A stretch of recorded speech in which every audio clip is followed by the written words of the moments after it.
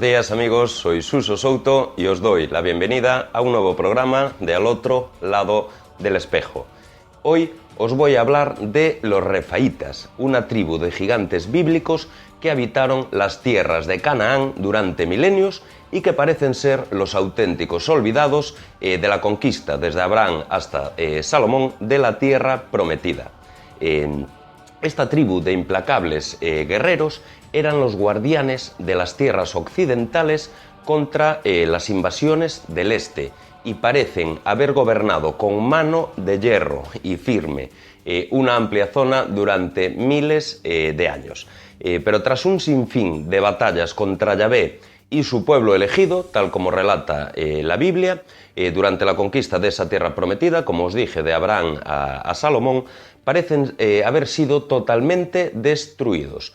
En torno a este tema, dos son las corrientes más seguidas. La primera es la que mantiene que estos gigantes son una raza totalmente humana, eso sí, supervivientes del diluvio, y la segunda es la que mantiene que son descendientes de los híbridos Nefilim, el engendro resultante de la unión de los hijos de los dioses con las hijas de los hombres, como sale en el Génesis.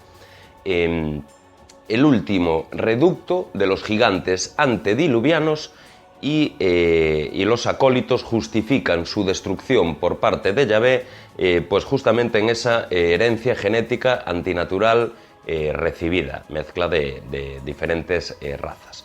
La primera corriente indica que una mala traducción, RPH, RPM, bueno, varios nombres, llevó a identificar a estos seres con el término hebreo Refaim, y que nos dicen que la asociación es totalmente errónea. Algunos identifican esta raza con los Hicsos, pero las fechas claramente no coinciden y la primera corriente apoya sus tesis de que no son o de que son humanos, pues en las palabras de Cristo, en las que dice que los ángeles no se casan, negando así la sexualidad de los propios ángeles e imposibilitando pues una descendencia entre estos ángeles y los humanos.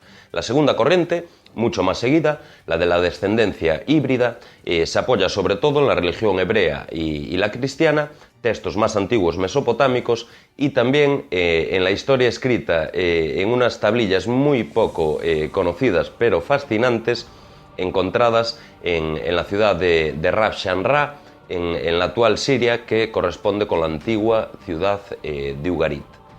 Hoy realmente solo las comentaré por encima, pero de verdad que harán un programa fascinante. Me gustaría saber qué poderosas razones, antes de describir a los gigantes, pues cuáles son las que guardan las autoridades judías y cristianas, sobre todo las cristianas, para negar las palabras de Cristo y mantenerse en las ideas antiguas de que estos gigantes son el resultado de esa hibridación de los seres celestiales y los primeros nacidos con la gracia de Dios, y que la causa del diluvio pues es la degeneración, la culpa es la degeneración sufrida pues por esta aberrante mezcla. Los refaítas son nombrados por primera vez en el Génesis, cuando, en pasajes muy famosos, como lo son prácticamente todos, cuando Yahvé pacta con Abraham el reparto de tierras de dominio hebreo. Todo ello, este pacto y reparto, claro está, pues después de un sangriento sacrificio para gozo de Yahvé.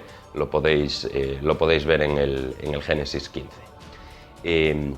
Y dice así: aquel día el Señor hizo una alianza con Abraham diciendo: yo he dado esta tierra a tu descendencia, desde el torrente de Egipto hasta el gran río, el río Éufrates.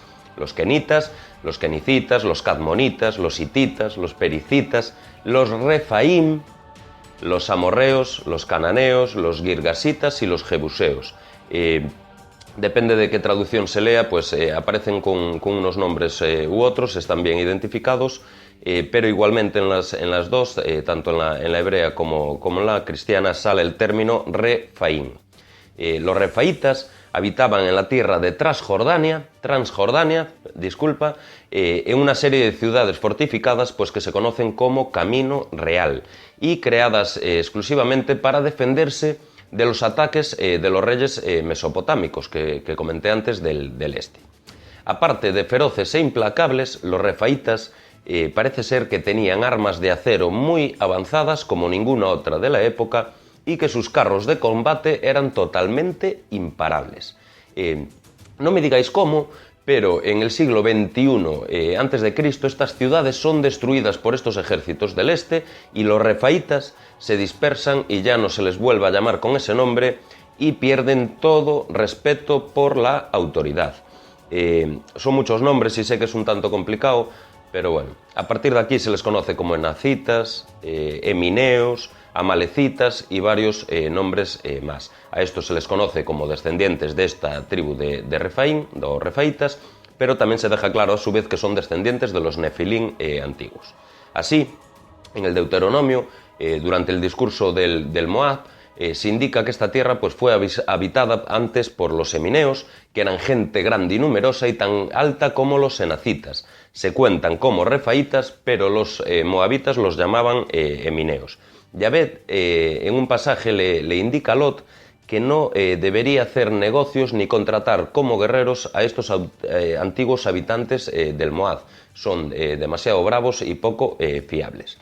Aunque hay pasajes que indican que Abraham en algún momento, sobre todo en el viaje de Canaán a Egipto y no en la vuelta, parece ser que los contrataron en algún momento muy complicado. Tras la destrucción del camino real y la dispersión de su gente, los refaítas, ya con sus nuevos nombres, construyen otras ciudades con novedosos sistemas de fortificación, que por las narraciones, os digo, y descripciones parecen totalmente inexpugnables pues, para un ejército de la época. Hablan de Megido, Bet-Shean, Siquén, Siquén-Gezer, Azor. Muchas pueden ser restos de las ciudades refaítas, algunas de ellas en forma de gladis, con muros incluso que sobrepasan los 10 metros de altura, que no creo que resultaran muy fáciles de superar o de derribar. Desde estas ciudades, los ejércitos refaítas, mercenarios casi todos, atemorizaron y arrasaron todas las tierras circundantes, dominaron incluso hasta zonas muy grandes de Egipto. Entre estas ciudades, Hebrón, muy conocida hoy pero por otras cosas, parecía ser la capital, y en el Deuteronomio nos habla claramente de Og, rey de Basán y el último de los refaítas.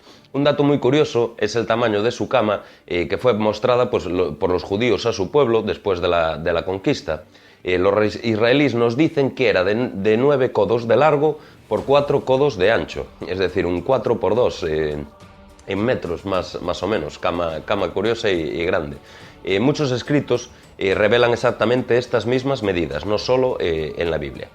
Si en el camino de conquista de las tierras de Abraham, desde Caldea hasta Egipto, nos encontramos con enacitas, emineos y demás nombres raros, como dije antes, incluso llegando a contratarlos como mercenarios, el camino de vuelta desde Egipto, comenzando con el tan famoso Éxodo y dirigiéndose a la tierra prometida, parece ser una constante guerra, esto lo podéis comprobar todos, contra los amalecitas, que esté olvidada no quiere decir que no exista, que son identificados como los refaítas pues, en el tiempo del Éxodo.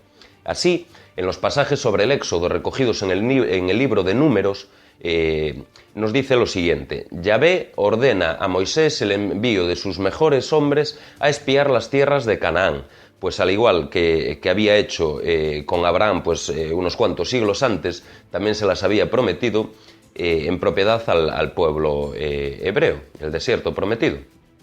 Aunque claramente estas tierras llevaban miles de años ocupadas, más que una promesa, realmente yo lo tomaría como una auténtica invasión.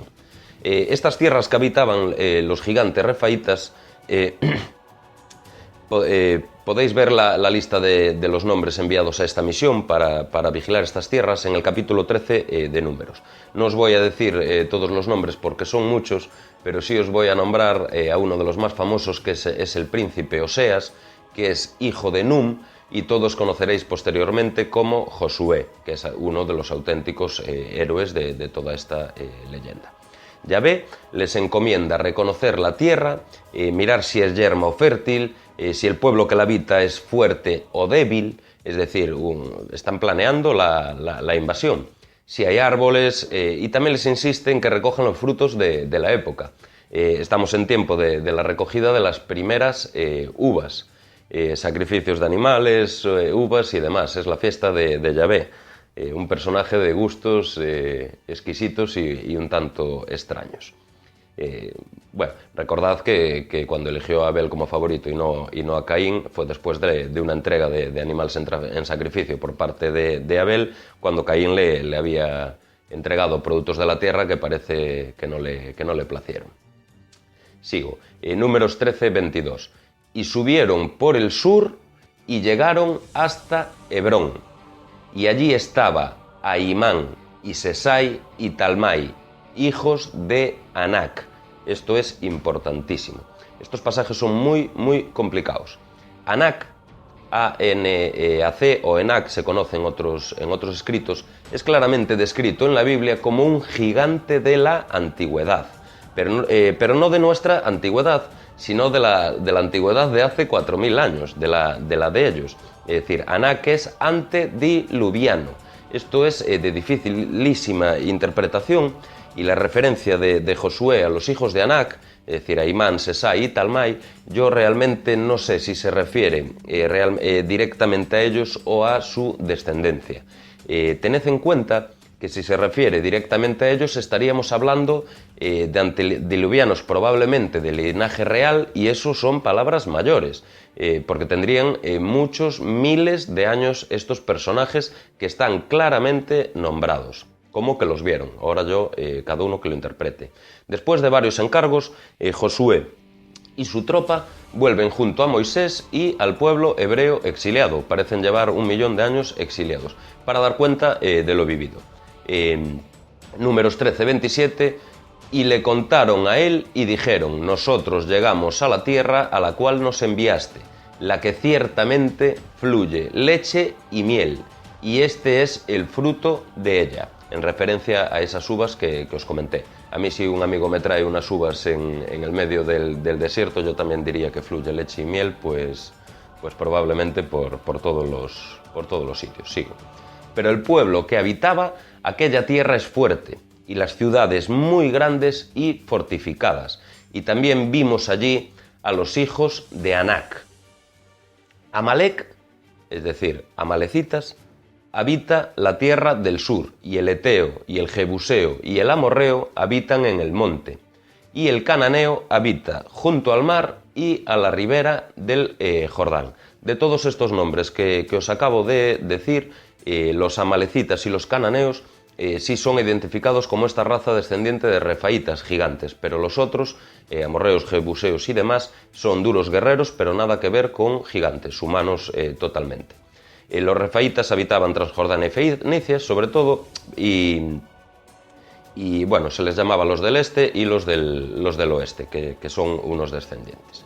También vimos allí gigantes, hijos de Anac, raza de los gigantes, y éramos nosotros, a nuestro parecer, como langostas, y así les parecimos a ellos, como langostas, es decir, el tamaño, langosta no de mar, langosta el insecto, están hablando de una diferencia de tamaño descomunal, y por lo escrito a estos seres, como dice Josué y su tropa, pues les debieron de parecer totalmente insignificantes. Es decir, no estamos hablando de gigantitos, estamos hablando de auténtico gente muy, muy grande. Si hablamos de antediluvianos, hablamos de auténticos titanes, pues como los griegos y demás. Bueno, amigos, pocos años después, y tras 1000 caprichos y castigos del divino, pues durante ese éxodo y camino a la tierra prometida, con millones de asesinatos y órdenes raras, los hebreos finalmente conquistan esa tierra, y con la caída de Jericó, muy famosa por las trompetas y Josué, parecen quedar destruidos pues los restos de la civilización refaíta, este último reducto del muy, muy pasado. Las escrituras dejan de hablar de ellos, pero realmente aún tardarían más o menos unos 5 siglos en ser totalmente destruidos. Si leéis el libro de Números, veréis cómo estos espías, cuando llegan con la noticia a Moisés, hay un momento en el que el pueblo, los más valientes, los que no fueron, como siempre, se levantan para ir a atacarlos, pero esta gente que viene de vuelta da por imposible un ataque contra estas tribus, es decir, más grandes, más avanzadas, con acero y carros de combate, que de aquella era impensable solo un poco en los egipcios, que el pueblo hebreo no conocía, y además así se reflejan las escrituras cuando dice que los herreros eran sobre todo amalecitas y filisteos, es decir, que ellos llevaban palos y productos de cultivo, muy poco más. ¿Cómo ha sido posible entonces la conquista y su destrucción? Pues yo creo que esto se lo habría que preguntar a Yahvé y a su fuego divino durante estos 40 años, por decir un número, de tortuoso éxodo. Si lo leéis encontraréis pasajes en los que Yahvé parece un auténtico dragón, quemándolo todo a su paso. ¿Cómo unos simples humanos consiguieron derrotar a los gigantes de la antigüedad, que son los héroes de la antigüedad, tal y como recoge la Biblia? ¿Serán los mismos héroes que los griegos? Pues yo personalmente diría que sí. No el mismo héroe, no la misma leyenda. Los siguientes siglos se les conoce como filisteos. Estos ya son mucho más conocidos de la modernidad y de Hollywood. Habitantes de la región costera de Líbano, Siria, incluso una pequeña parte de Gaza, y descendientes de un pueblo venido desde Creta y mezclados con los descendientes de los refaítas. A este pueblo, el divino, para que lo sepáis, también les prometió la misma tierra que le prometió al pueblo hebreo, de la misma manera. Curioso juego o una manipulación histórica posterior. Siempre me quedará esa duda.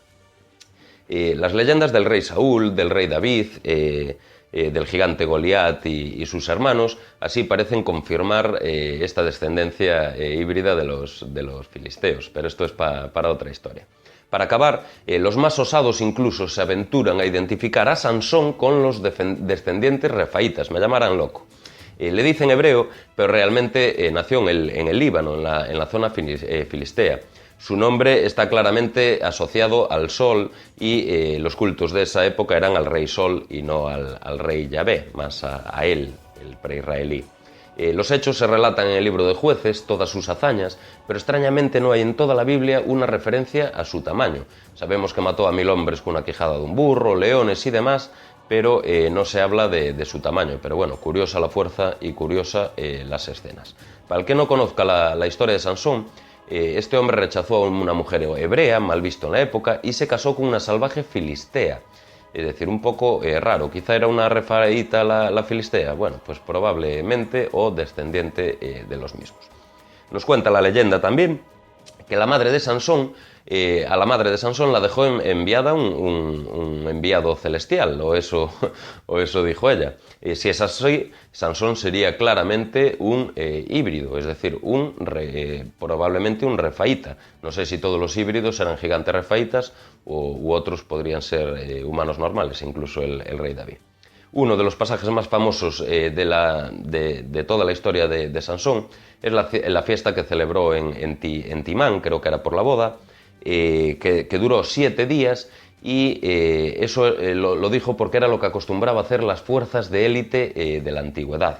Estas fuerzas de élite de la antigüedad, que son muy poco conocidas y muy poco habladas, de hecho en la Biblia no se vuelven a mostrar, pero como os dije al principio, y ya acabo, en las tablillas de Ugarit, esas que se encontraron en Siria, se relata una historia fascinante de un banquete que también dura 7 días, de esas fuerzas de élite de la antigüedad que se señalan como refaítas. En esta fiesta se matan y se sacrifican a miles de animales, y a ella también acude el linaje real antediluviano. E incluso, Adrian Curtis, que es muy famoso en esto, dice que hay unos terceros visitantes que podrían ser directamente estos Anunnakis. Es muy curioso todo el pasaje de Sansón si lo asociamos a la antigüedad. Para que lo entendáis, los pocos que me seguís, esta tercera aparición parece como una expansión de Elías, es decir, como alguien que baja del cielo y otros llegan de la tierra. Pero bueno, esta historia también para otro día. Es para mí un placer auténtico estar otra vez con vosotros, compartir en las redes sociales si os ha gustado y en los grupos de Facebook, suscribiros al canal y nos vemos en el siguiente viaje al otro lado del espejo. Adiós y muy buen día.